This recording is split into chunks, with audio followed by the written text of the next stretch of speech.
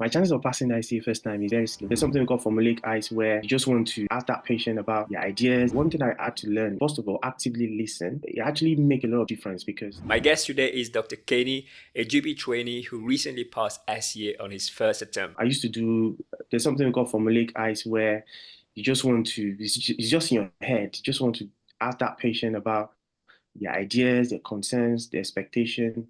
And because of that, you're not actually listening to the patient or the actors or whoever. And then when I joined your course, so one thing I had to learn is to, first of all, actively listen, but that's one thing I don't do.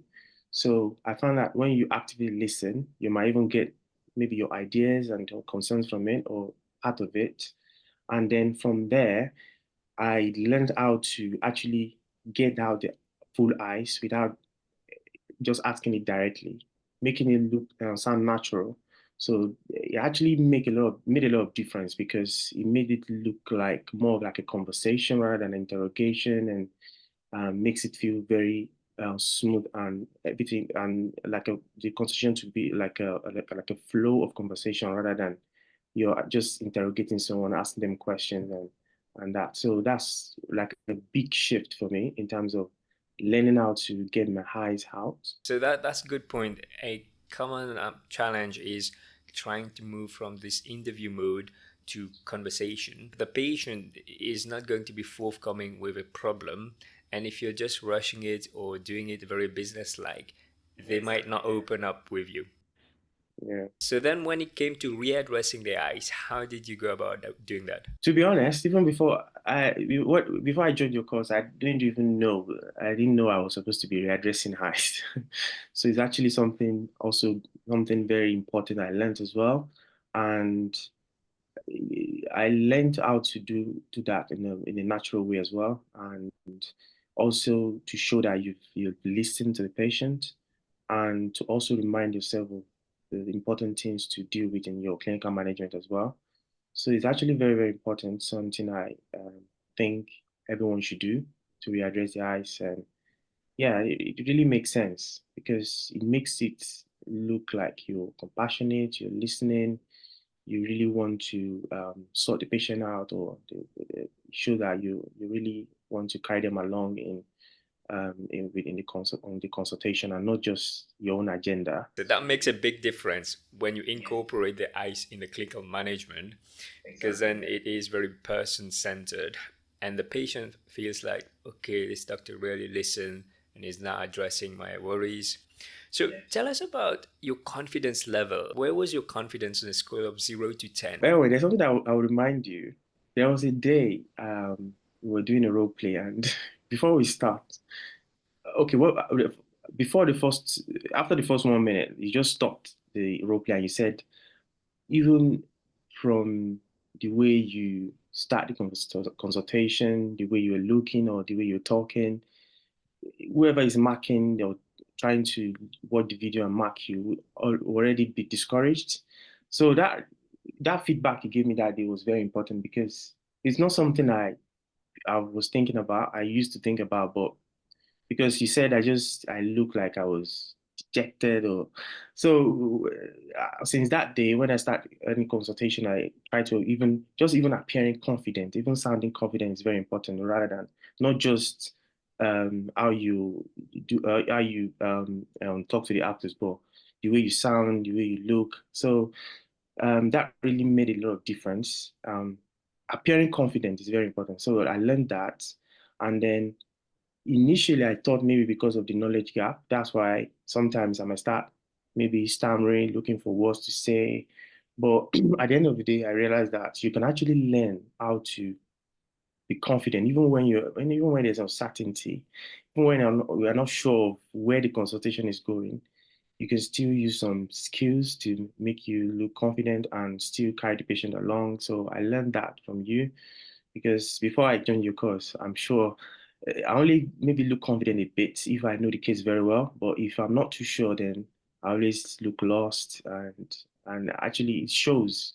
You might not know, but Absolutely. that shows, yeah. So that actually helped me a lot.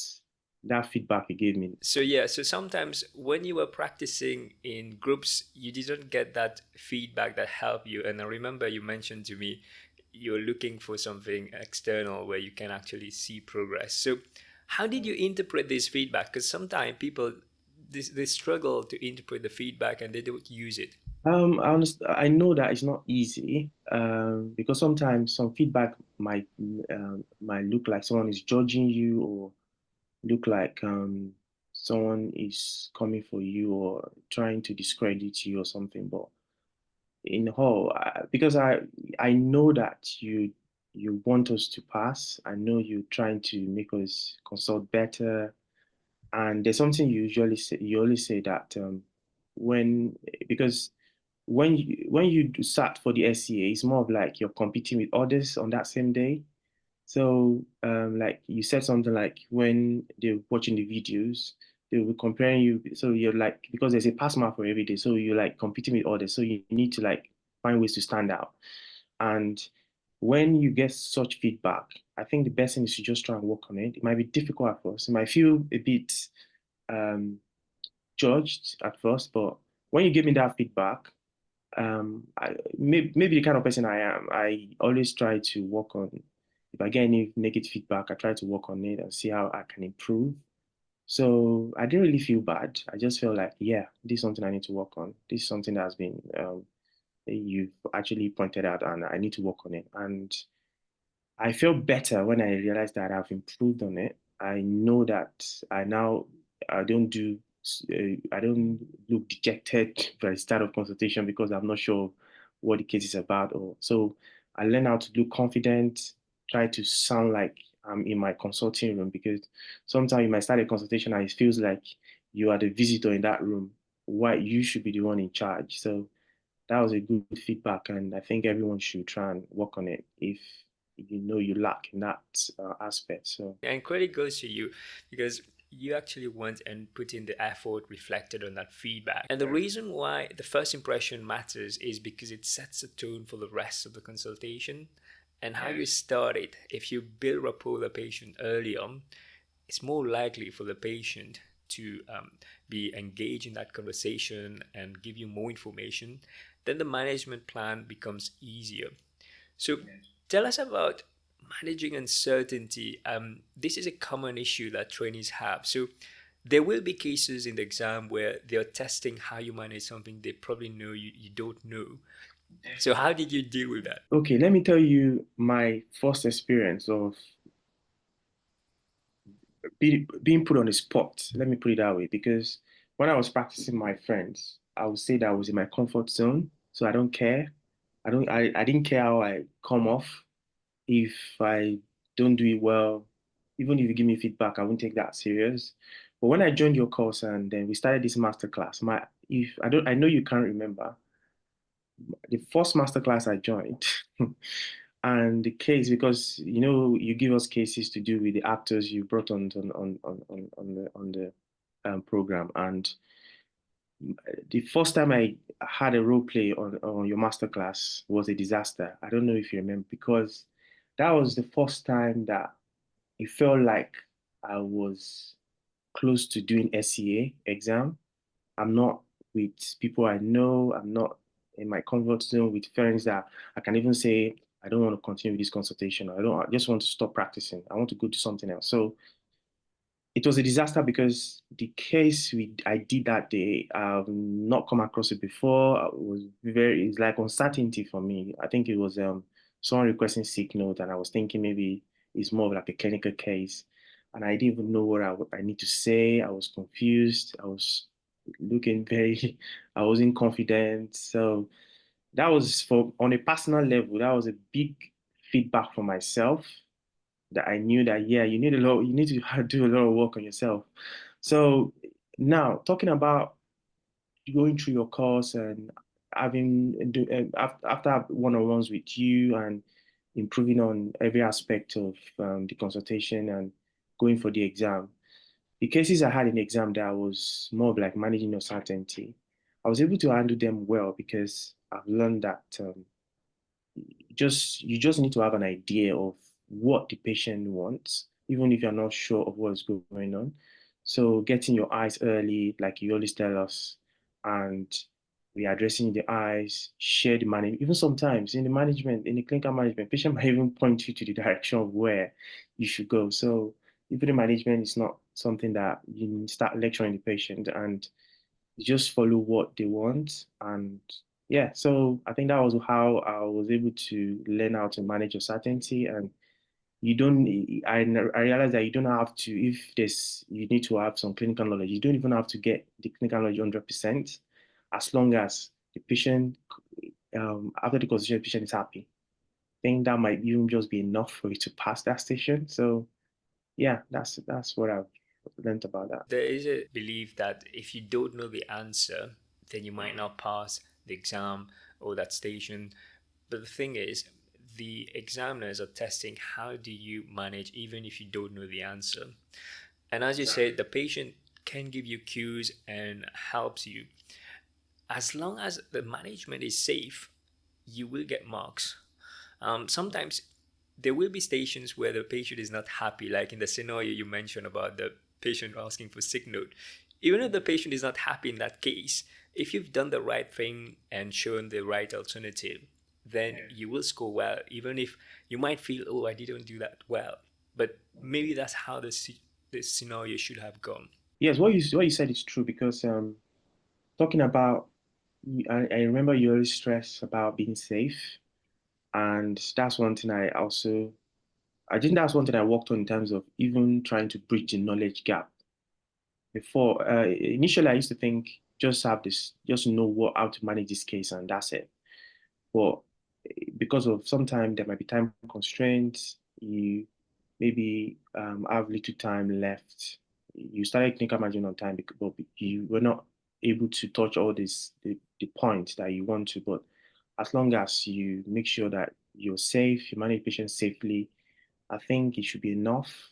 And that's one thing usually you always stress as well when we or during our practice. And that's one thing I had to learn as well about some particular cases that you need to, there's some things you shouldn't miss out. So yeah, I think that's important as well. And also know some guidelines or for instance, the sick note, when not to give, or the laws around surrounding it, or if you, yeah. So knowing that as well is important because if you don't know, you might not know how to go about it. So because Yeah. I remember that day, I didn't even know how to go about it because I've not seen the patient and she wanted a sick note. And there are other options that we could have offered, which I wasn't aware about, I wasn't aware of before. Let's talk about the turning point then. This case sound like it was one of the triggers that made you realize that there were things you had to do differently. Was there a time when you felt, okay, I'm getting it now. It feels like I am on the right path. Yeah, so I think after like the second one-on-one I had with you, I realized that I think getting there and yeah, I'm more confident and yeah, because I realized that my time management was better and my highs wasn't sounding that formulaic. And because you give very practical feedbacks, you even sometimes you usually tell us that um, during the one-on-one you stop me from time to time like why didn't you say it this way? Why didn't you do this way? And so took all this feedback and I can see the result. I can see that you not interrupting me like so often like before. And yeah, I was still getting you still giving me some feedback, but it wasn't. So my feedback was like not as much as it was. So I know I was improving, and then I kept on building on that. And by the time we had our last feedback before the exam, I think I just felt like I should be ready for the exam. And well, I know Yeah. that you still need to continue practicing and doing role plays, and yeah. I could see the progress, the confidence was growing. And when you're consulting, there was also that energy that was more positive.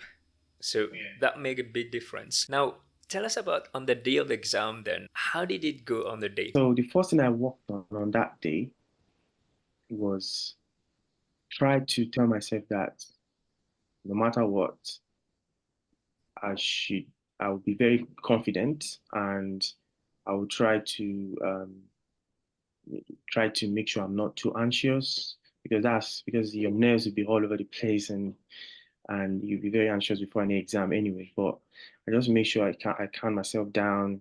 I remind myself that this is just like any other day at work, and just make sure that I um, get my structure right and everything. So I remember that day, the first case didn't go well. I feel like I wasn't sounding that confident like I wanted to be, and the time management wasn't that great. And so what I did was, by the time the next case was coming up, I just told myself that no matter what, I should forget about passing or failing. I should just focus on being confident, getting my structure right, getting my eyes, make sure that I start my clinical management on time, and just make sure that I'm not, I'm not all over the place. So I think that really helped, because subsequently, the other cases, I just made sure that I was very confident, get my targeted history, eyes on time, readdress eyes, just do what I need to do. Have you found the insights in this video useful so far? If so, you might be interested in SCA Blueprint. Just click the link down the description below and sign up, and you will get a teaching from me every day for the next 7 I days. think most times it doesn't even go like you expect, like in terms of structure. Sometimes they'll take you somewhere else, but sometimes I follow the patient, try to be safe. I got safeguarding cases, I got enuresis cases. And just to mention that practicing a lot helps as well, because sometimes when you're familiar with the case, it does help. Because for instance, the enuresis case that I got, I've done that with you about 3 times, and the first time wasn't good at all. The second time was just manageable, and you did tell me that there was a bit of knowledge gap there. So I took that as a challenge. It was so good that even I think the actor forgot one of the eyes, and because I know this case so well, in the clinical management, I brought it up that sometimes you might want to go for a picnic with friends, you might be worried about, and you say, yeah, that's something I forgot to ask. So sometimes if you know the cases well as well, it does help. If you're very familiar with the cases, you practice them a lot of time. So the knowledge gap is not there. You already know everything about the cases. Also, it helps as well. But of course, I got cases that I have no idea about, and I still pass those stations because I made sure I followed the patient, make sure I was safe, did my readdress eyes, even the management, make sure it's shared, because when you share the management, you realize that the patient actually wants you to talk about, really want you to focus on might be different. It might be majorly on the lifestyle rather than just, I think I go like a gastritis case or reflux, and even though I know I'm going to give, I'll still give like PPIs or something, but massively it was on the lifestyle, because there's a lot going on there. And the patient already had a lot of things they want to do itemized. If I didn't ask, I wouldn't know. They said, yeah, I've been thinking about it, and I thought I'll do this. I'll cut on a cigarette, the coffee. So yeah, so if I made it doctor centered, I wouldn't get that part. So, and in that case, I remember that the patient was the one that was even talking more in the management, and I rushed through the PPI, and I still got a clear pass in that management. So, it's just following the basis, the structure, and yeah, I think just knowing what you're expected to do, and be confident as well. Being in control of your state of mind is really critical, because if you didn't take control and reset after the first case, then you could have lost more marks. And I think it's really good that you had that self-awareness and reset and carried on, because then you compensated for that first case. So it sounds like you have to expect the unexpected then for the exam. Yes, you have to. And before I forget, I need to mention this. For anyone that's not done the SCA before, um, the cases come just after the other. You don't have time to even think about the previous one. So the best thing to do is to just once you finish with one case, just forget about it completely. Forget about it. Because you're like, oh, I didn't ask this. I forgot to do it. Just forget about it. That's what I, by the time I got to like the fifth, sixth cases, I already mastered that part where I just realized that once the case is over, then it's over in my head. You must stop thinking about it, because you're going to carry it in into the next one, because once you finish this case, then the next one comes on. You need to start priming, and we'll talk about priming later because that's one thing I have no clue about. I learned that from you, and I realized how important that is. So priming the case, not all cases. The priming not all priming not work for all cases, but a lot of cases priming helps get you in order before you start the case and all that. Yeah, and you can get any. Sometimes you see the 3 minutes notes and you don't even know what the case is about, so you might not even be able to prime. It might be something very unexpected. In that case, just maintain your basis, and in terms of listening to the patient, getting your eyes, targeted history, readdress eyes, share management, just follow your basis. At least you get some marks, even if you have no clue or the knowledge there's a big knowledge gap in that case. I think you still get good marks because you still have your interpersonal skills, and yeah. So you Yeah. should expect anything. You've said something really important here. Go back to your basics. If you go back to your basics, then it's very difficult then to actually go wrong. So if you follow the structure and go back to your basics. And let's talk about the priming, which is really important, especially for discussion of results when you're doing follow-up cases. So primary cases, when you see something like results, you know that you want to know why those tests was done in the first place. Um, if you got the results, you need to start thinking what the interpretation could mean. What are the things, the targeted issue you need to get, what added issue you need to get from the patient, and of course, you start thinking about the management as well, the possible management. However, I'll still say that keep an open mind because sometimes it might not be what you're thinking, but most times with the results, usually like maybe HbA1c, you know that you're likely going to talk about diabetes, start thinking about lifestyle. Um, it's also like a breaking bad news as well, so you need to know how to also talk about diagnosis as well. And yeah, so prime is very important, very, very important. Makes you more coordinated, confident, and in charge of the consultation as well. So anticipating what might be coming and already playing it in your mind is going to help you. So then in your mind, you have more organized thoughts. Then when you deliver it, it will come more smoothly.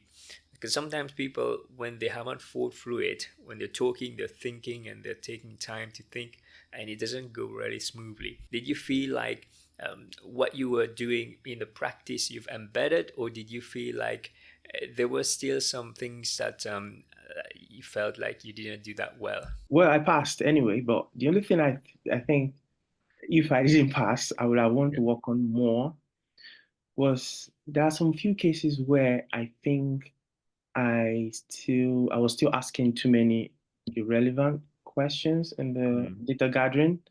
So there are a few cases where I still got to the management late. Okay.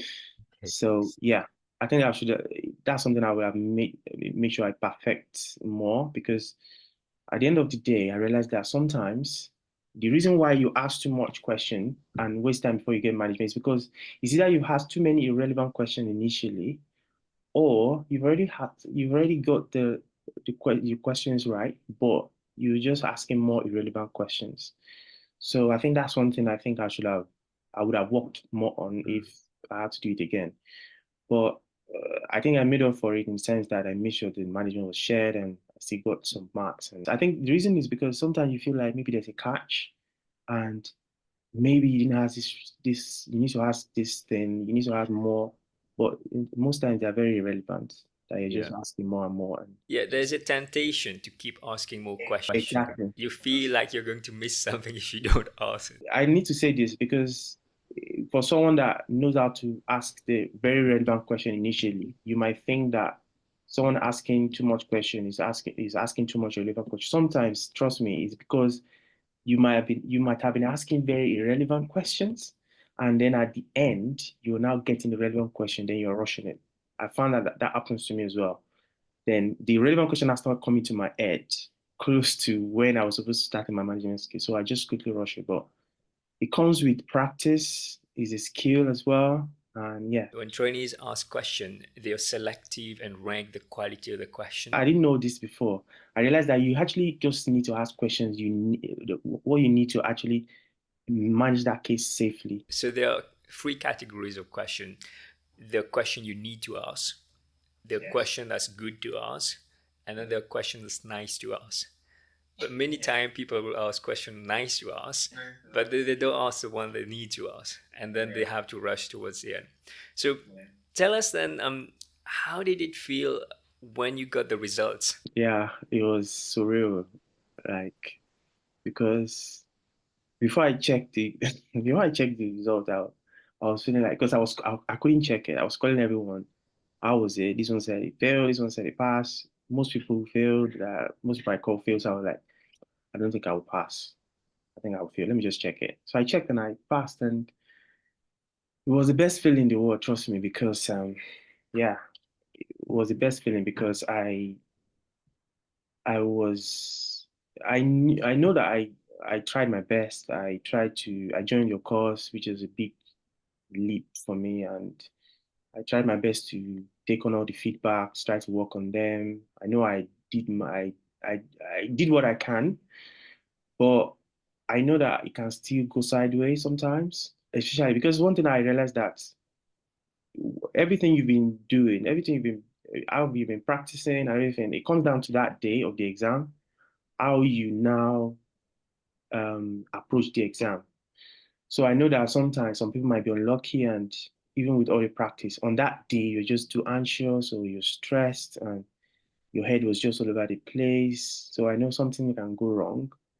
But at the end of the day, if you've practiced very well, I think it increases your chances of passing because you just remind yourself that you've got what it takes. And if you follow your just everything you've learned, everything, all your skills you've actually acquired, and you should be able to like. So that day, I just told myself that you just follow your basics, follow everything you've learned, and that's what I did. And so I passed, and I was happy I passed. But I know that if I didn't join your course, I'm not saying this because I'm talking to you, but remember when I joined your course, I said just I want to increase my chances of passing when I spoke to you before I joined your course. And even from my score shows that if I didn't join your course, maybe I would have been some marks short as well. So yeah, I know I need more support. So it's clear that if you really helped and you gave me that push to go over to pass the exam. So that's what I would say. Thank you. I mean, it's really important that people prepare early, and you did that. And that's where it paid off for you because you were smart enough to know that you had some areas of weakness and you work on that. And on the day of the exam, that's where everything plays. So if you didn't sleep well on that night, then it might affect your concentration. You might not do well. So it's really important to plan and prepare as much as you can do so that if you prepare to the very high standard, then you will fall to that level. Whereas if you didn't have that rigorous training, then it could be difficult then to pass. How actually do you feel about your future now? Now you've got that SCA behind you. Yeah, the future is bright because once SCA is out of the way, it's like a big burden off your shoulder, and you can see things clearly. You can plan better, and just to even let you know, I've gotten a job already. Congrats. It's a lot, trust me, because it makes everything so I can face my portfolio. I know I'm just counting down. I'm just working more on how to see more patients so that by the time I transition to a full qualified GP, I'll not struggle. Right now, I'm already on 15 minutes with no breaks, and I'm seeing like 10 patients, morning sessions, doing a lot now in the surgery. Even everyone like trusts you, like, okay, you're done with exams. So it's a lot of relief, trust me, like it's a lot. And I was happy I sought out help early. I practiced early. I watch a lot of your videos on your website to get idea of different cases. And even just beyond the exam, it helps with my consultation as well because I get very good feedbacks from patients, and yeah, so which is very good. So it's not just about the exam, it's about being a good GP, being someone you know what they are doing, and knowing how to manage uncertainty, because it's just what everything about the exam is just what you get in real life actually. So it's that's how it is, to be honest. Yeah. I hope that what you've learned is going to be lifelong, and then you can take it further. And for somebody who right now is struggling with exam preparation, maybe they feel like, as you were feeling at the time, you're not making much progress. What would you say to that person? So I'll say what changed my mind to join your course. So when someone recommended your course initially, I wasn't keen. I was like, I don't want to pay any extra money for any course or anything. But later, someone else said, if you pay extra and you're able to clear the exam early, it's still cost effective, because if you struggle with the exam and you start writing once, twice, three times, you're going to spend more money, aside the emotional roller coaster. So I think that actually changed my mind, because I was like, if I don't look at the money and just get the help I need and practice better, improve on my consultation skills, and pass the exam early. I wasn't even thinking maybe I wanted to pass the first time, but I just know that if I pass the first or second time, it's not too bad. So that was my thoughts, because I know people around me that have done this exam three times, even maybe managing to pass the fourth time. So I didn't want that, and I know that if I didn't get extra help, I might end up in that position, because I know I was struggling with a lot of things with this SCA exam. So yeah, so I think what I would say is, if anyone, because you will know that unless you want to lie to yourself, you know if you need more help. And a lot of people, for instance, even a lot of people already send me a message now that, can you give me tips? It's because you know that you need more help. That's where you sorting out advice and everything. And one thing I would say is, if you don't mind just paying extra money and get this exam sorted early, I think it pays, and it takes the burden off your shoulder early. So why not? Why not go for it?